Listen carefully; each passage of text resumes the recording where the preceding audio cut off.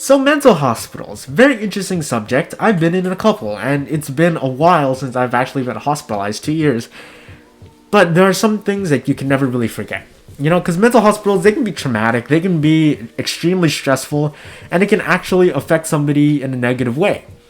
Being locked up in a padded room wasn't good for my mental state, but when I willingly went and put myself in a padded room, mindset is a bit different. So I came across this TikTok of a girl talking about how what's it like to be in a mental hospital, and she's putting kind of like a comedic twist on it, which I like.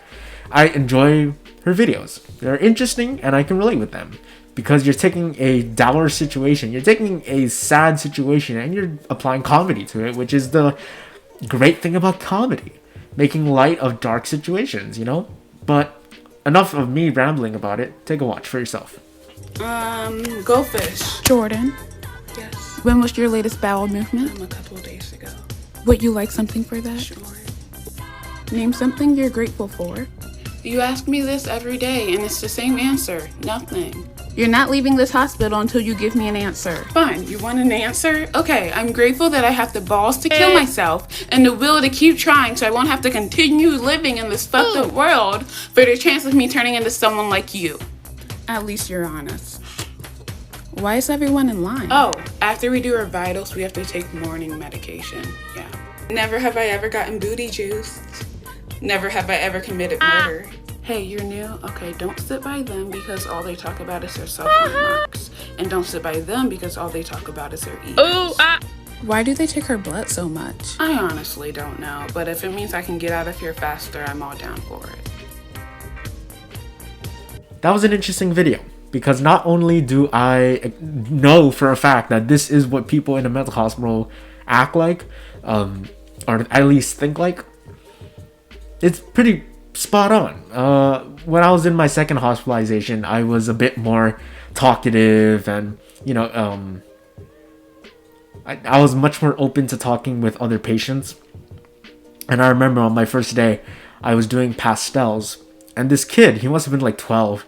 This kid who was also in the mental hospital. This isn't a hospitalization, by the way. So I was in the hospital. It was my first day of my second hospitalization. We were doing art therapy. And so the therapist was like, okay, what we're going to do is we're going to take these pastels and we're going to color whatever the hell you want to color as long as it's appropriate, because art therapy can be therapeutic. So I started doing a sunset. You know, I've had experience with pastels. I love to do art. I paint, I use pastels, I draw, sketch, all that kind of stuff. Even digitally, as you can see by my Art of the Mentally Ill videos. But I was doing a sunset.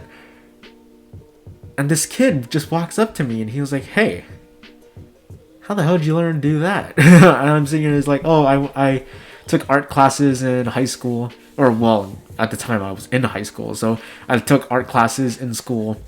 And the kid was like, wow, can you teach me how to do it?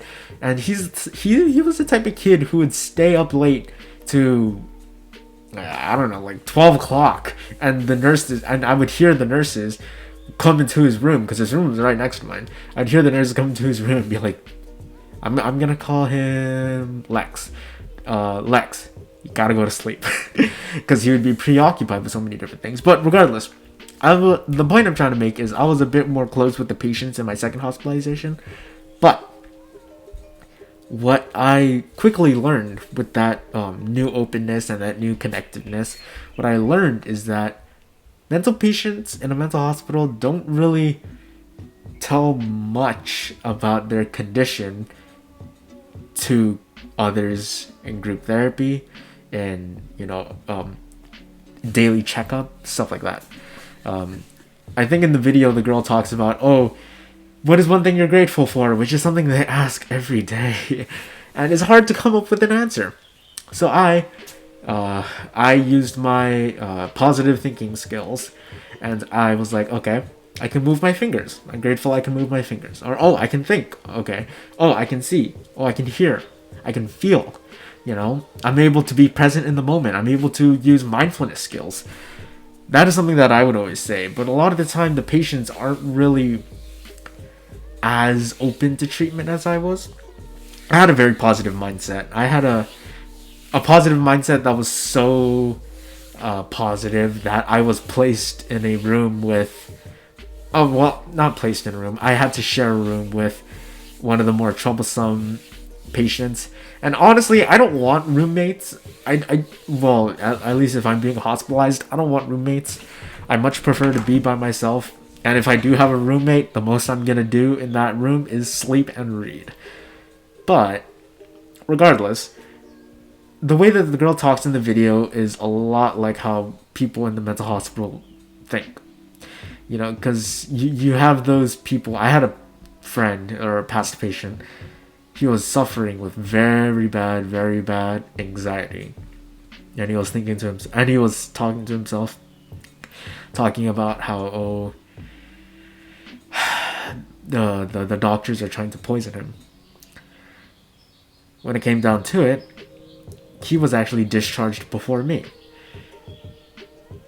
And it's very interesting to see how a different mindset can affect you in the terms of being able to proceed with your treatment plan.